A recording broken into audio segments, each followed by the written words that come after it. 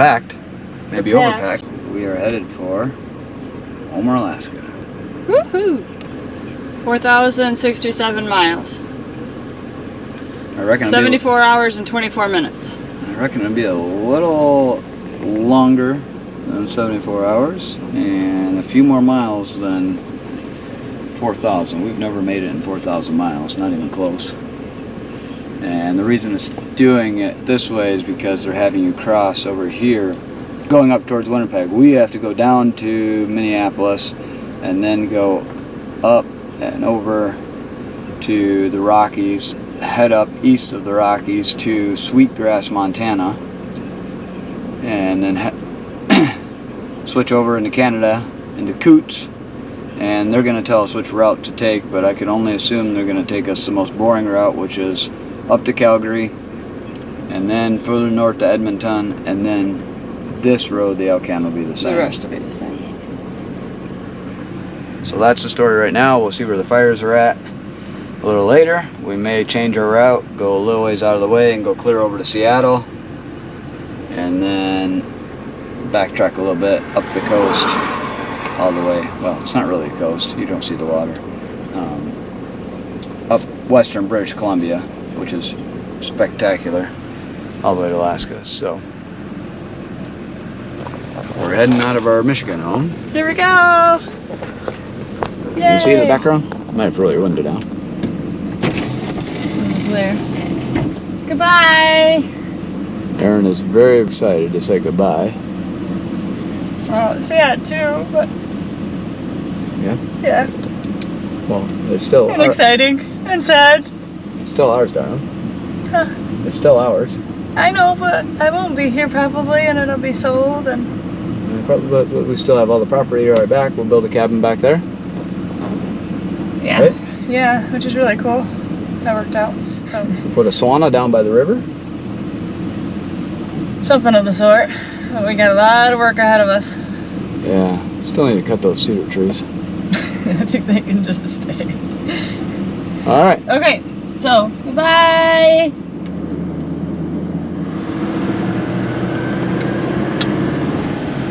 Relax, baby. Love you.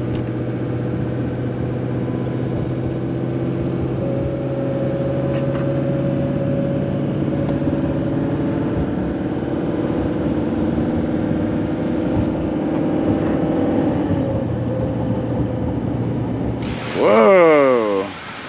I'm gonna stop and fill up for fuel more often. Man. Yeah.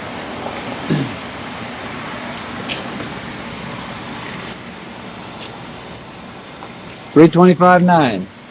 I hope it gets cheaper. 325. 325. So 326. Keeps going and going and going until it stops at $100.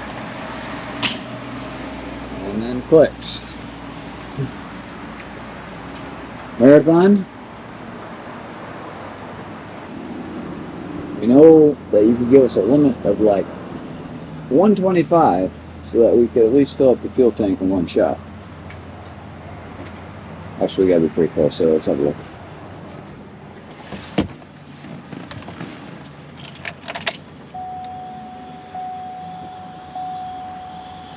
I think we will call it full. All right, I take that back, Marathon. $100 is good. Thank you very much.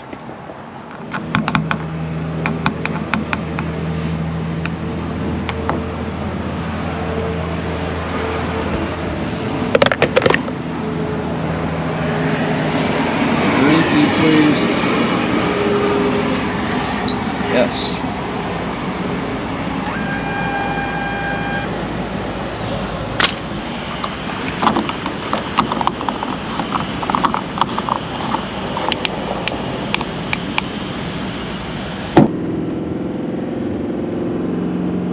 Just fueled up and heading for the Mighty Mac. I'm a little bit concerned because it's really windy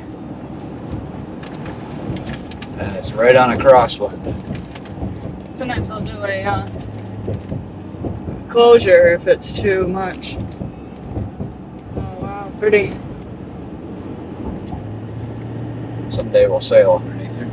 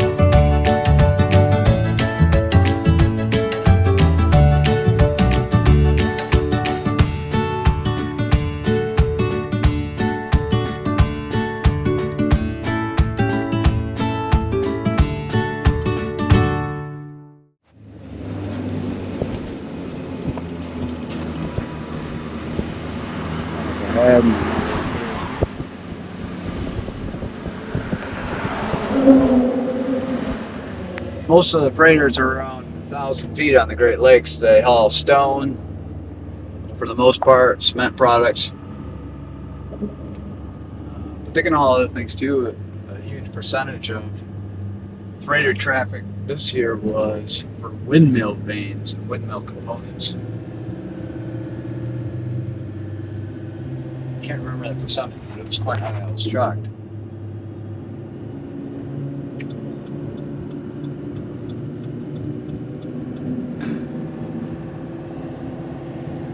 The suspension bridge used to be the longest in the world. Where's the new one? Tokyo or something? It's in, somewhere over there. Push it in. But it sways so much in the wind that this center grating that you're on, in the center of the bridge, allows it to move. And then every once in a while there'll be some expansion joints, which will be going over one here just to, over the tower. Each one of these towers have elevators and go all the way to the top. Well, I can't, but the workers do. And it's held by these huge cables on each side, and then the arches are also cables. They're suspended down. So here's an expansion joint. Allows the bridge to expand and contract with heat. So in wintertime it shrinks dramatically, and in the summertime it expands with the heat. Allows it moving. My neighbor growing up, Mr. Barkey, worked on the bridge, I think on the original construction. So I'm almost 40, that was growing up, and he was probably 60, 70 when I knew him, so it would have been probably about, I don't know how old the bridge is, but... Well, I'm not sure. I remember Art telling me that he used to take the ferry across. So it had to have been built sometime in the last 80 years. 80, yeah. That sounds about right.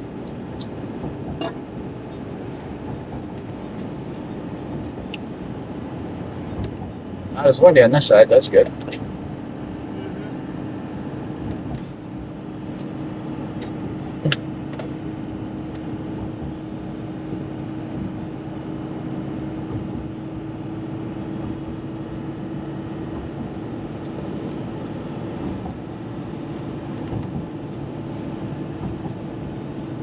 Every year they have a Labor Day walk, run across the bridge. I haven't done that yet. Maybe someday. Me neither. Just being blind, thank goodness. Feet are much too tired. We're here on the right. Guess you can't see it too well, but it's Mackinac Island. Roll the window down.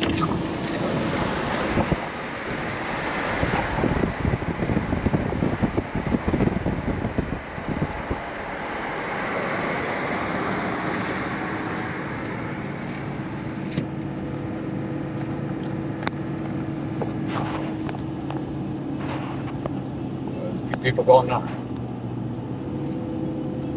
I hope they're not all going to Alaska. That'd be a bad deal.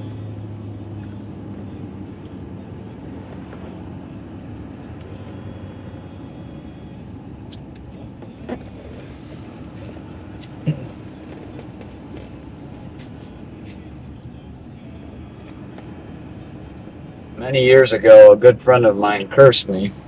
It's not really a curse, it's a good thing. No. What? No, he shared something special with you. Yeah, it's pretty special. So, at the time, he was a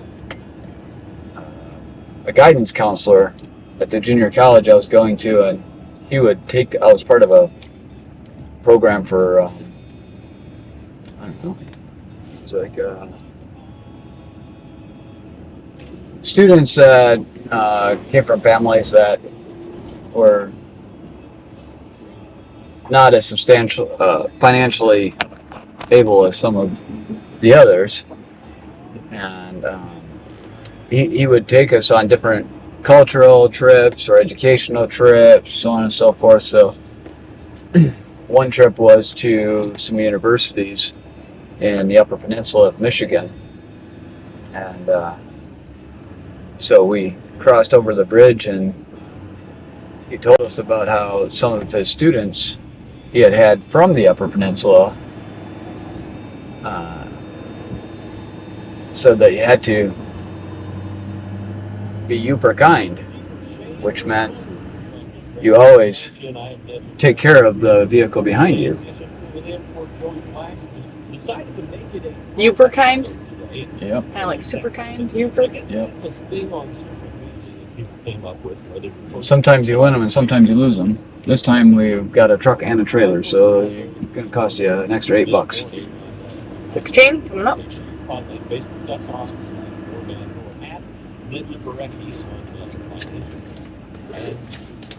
I thought I would do that so just once an hour, I'm playing something that was important to my music going for me to get in the past. Maybe it will be. So it's always fun to make somebody's day. Kind of unexpected. Yeah, on occasion they get super excited and everything else. Other times they don't notice at all. So that's fine. But that's still to come. Here a little bit later on, we've got plenty of bluegrass between now and then, including one from Danny Paisley, who actually is important to my musical path. I used to go. There's somebody over here washing the windows on the booth. Maybe they want to scrub our windows too. Around Baltimore.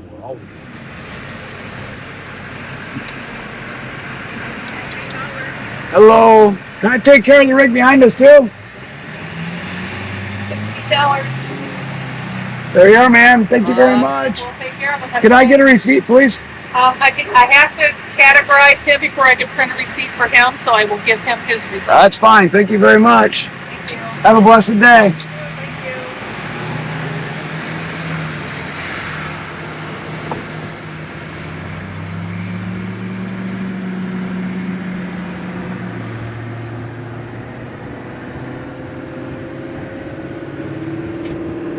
So this is the farthest north we'll be going for a little while, and then we're going to head due west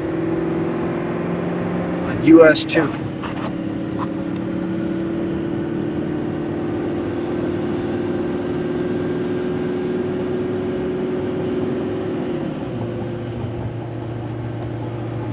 So it's Here today, gone to Escanabi.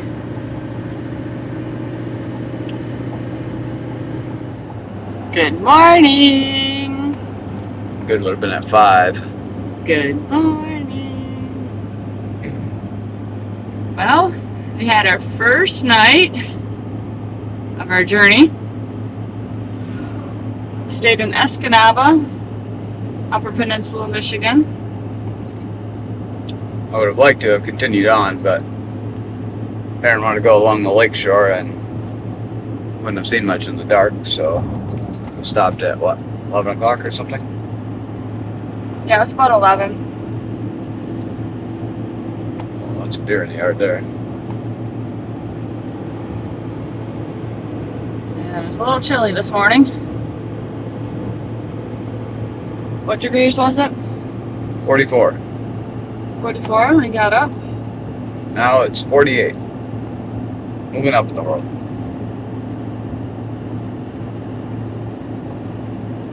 So back on the road, headed to Orono and Excelsior, Minneapolis. Well, not Minneapolis, Minnesota. Which are right around Minneapolis. Yeah, right, surrounding cities.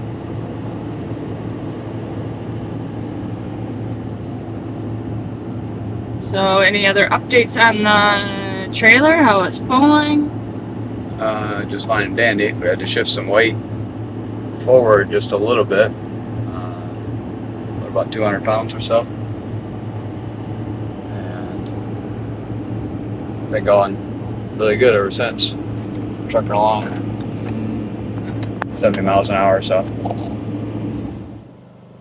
We are in, oh, I don't remember. We'll have to ask Erin. She's doing the navigation.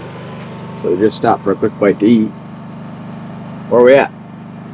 We are at Stone Barn Park. Hence the stone barn. Actually, we were really just looking for a place to stop and have a bite to eat and go to the bathroom and kind of the routine.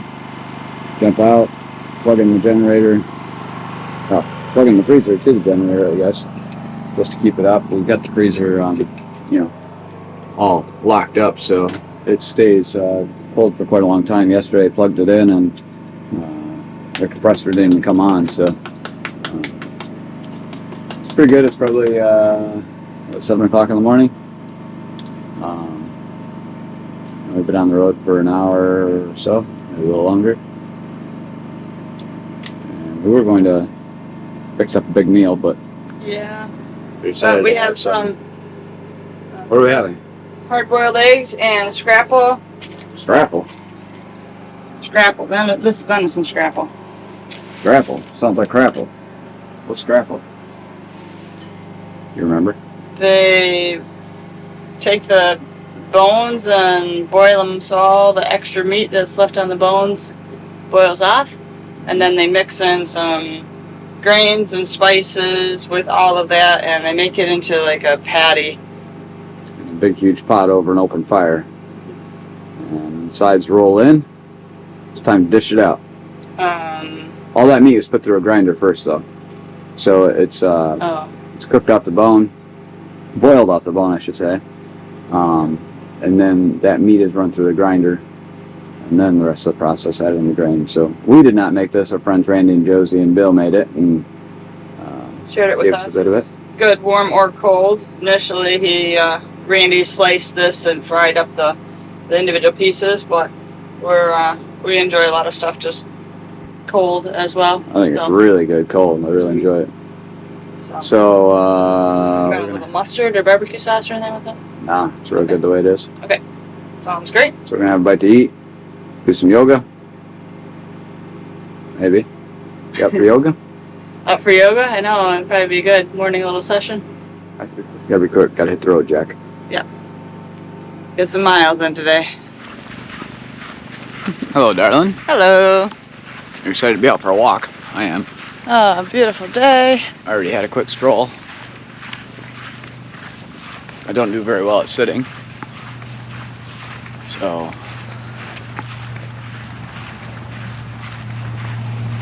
I still got my rubber clothes on. I didn't get my tub yesterday because the temperature dropped dramatically and there was so much traffic. Oh, right there. We saw this bald eagle circling the barn. And we just spooked them. Okay. We're gonna fuel up.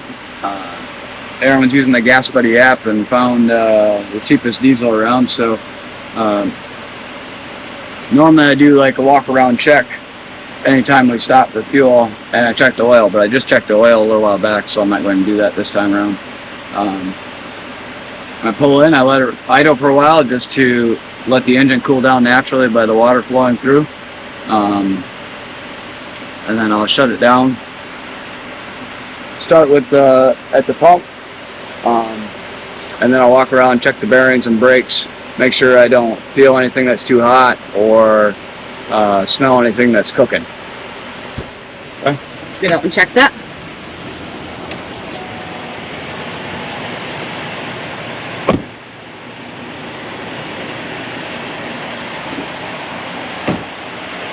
So it's a pretty simple check. You know, I'm here. I'm not gonna like actually touch the brake rotor. So I'll just put the back of my hand. I'll feel with the back of my hand in here, and first of all, it should be pretty cool. And if it starts to feel warm, then I'll just give a quick tap on the brake rotor itself. Cool to the touch, no problem. And I'll do that all the way around.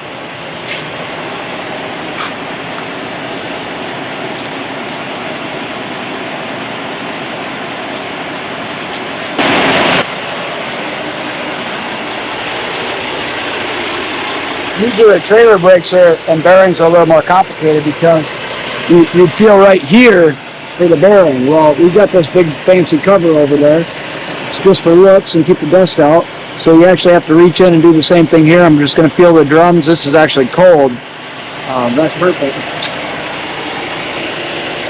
Cold, perfect. I double check the latches when I go around, make sure everything's all stable and nice and smooth.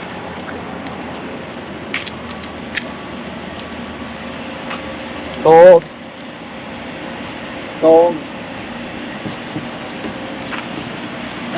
If I notice the tires are a little bit low, you can't tell right here, but when I'm driving I can see a little bit. I'll give them a kick, and they usually feel the same kind of impact. If I kick one, I'll kick the other one. If they don't rebound the same, then I'll get the pressure gauge out and check them. Look over everything here and make sure that everything's where it's supposed to be. We didn't lose any pins or anything like that. Chains aren't dragging. It's my emergency brake. That's not caught up anywhere. Not dragging on the ground. Looks good.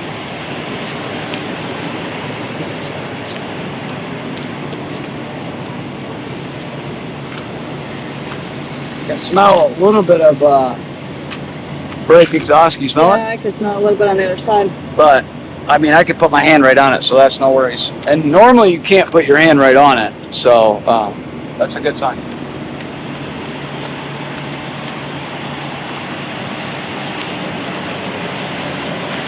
I'll fill up.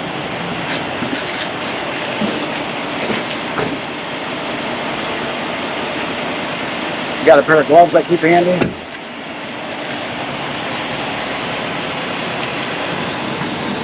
Not that I care so much about getting my hands dirty, it's more of the smell that doesn't go off for a long time.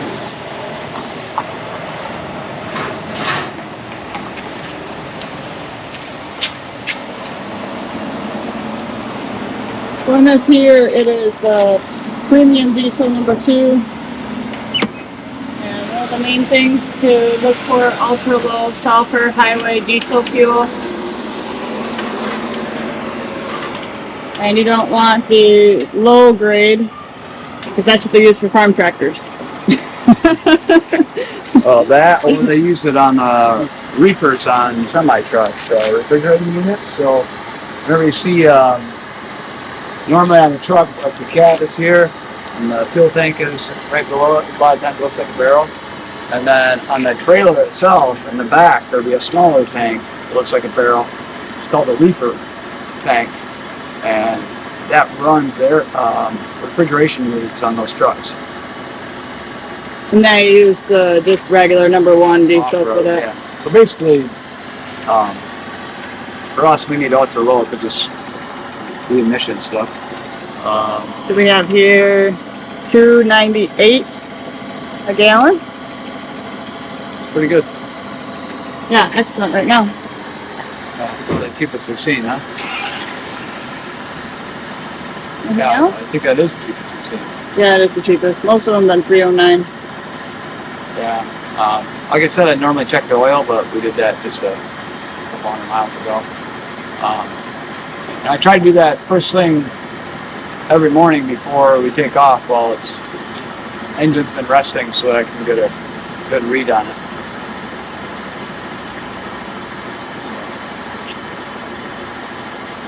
That's all. Carry Wait on. for this to. What was the max? 100? Well, normally it's 100, but that's on prepaid. These are for big trucks, so that goes way over 100. Oh. And then how many gallons will fit in this tank? We can carry 36, so we'll take over 30 right now. This is a high-speed pump, which is why I got my hand on it. We don't want to quit flying. So we'll be done here shortly. And that's going to take about 33.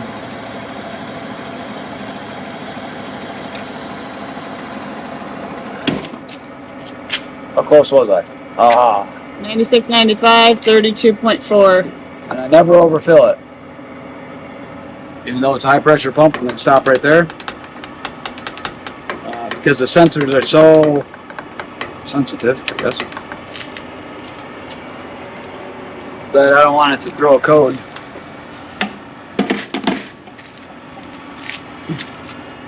Oh, on the tank. Yep. Yeah. So as soon as it clicks off, that's close enough. I'm not worried about another half a gallon. Or 5 cents. Round it up.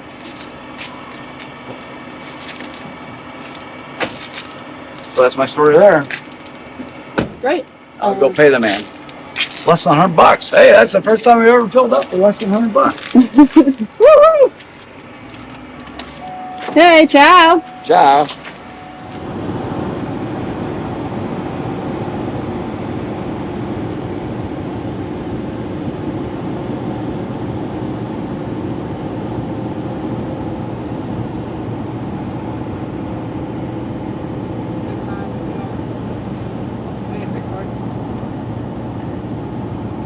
We're still in Wisconsin. I think so. Well, we were just discussing earlier about how my throat's been sore, and Aaron's throat's been sore, and there was a bit of smoke in the air in Michigan. Only on clear days could you see it in the distance. The field would kind of like turn blue, and you can see the haze here.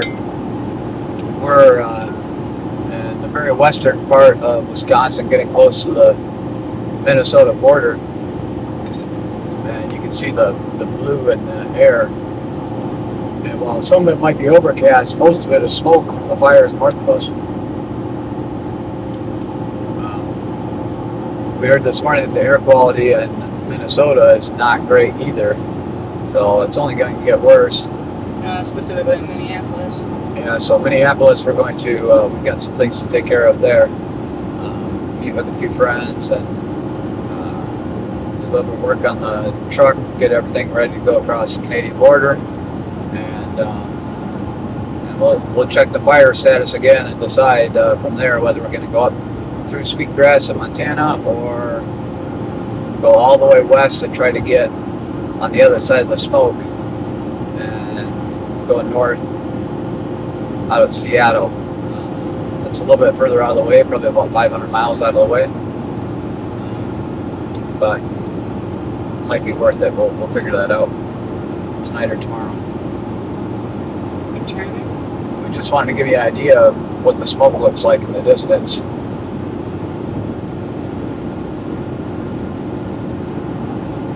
And that's a pretty good picture of what it is.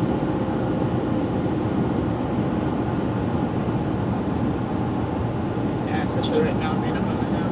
There.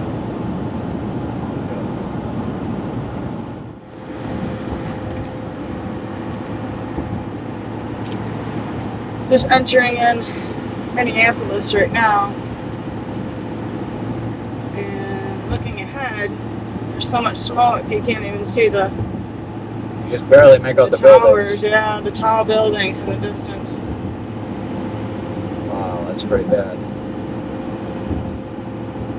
We wouldn't normally be going through this part of the city, but we've got to go meet up with some good friends of ours who Aaron has not yet met in person. Craig and Carla and Angie.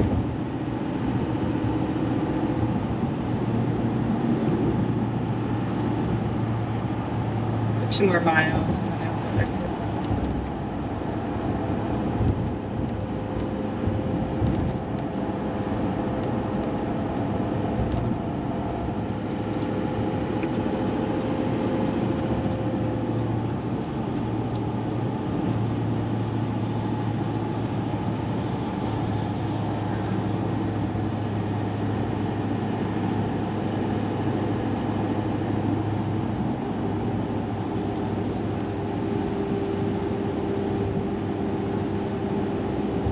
In 2 miles, take exit 234B onto 7th Street toward Hospital.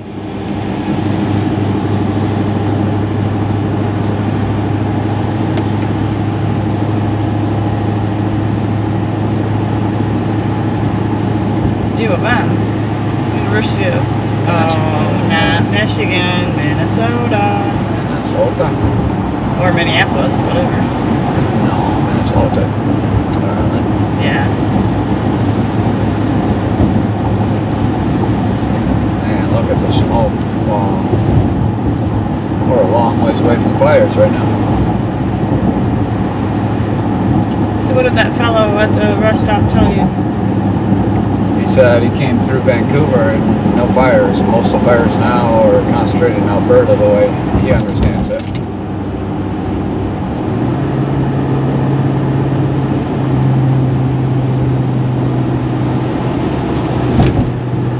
Big Rib. 234B. B.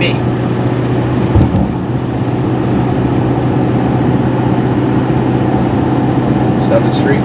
Yes.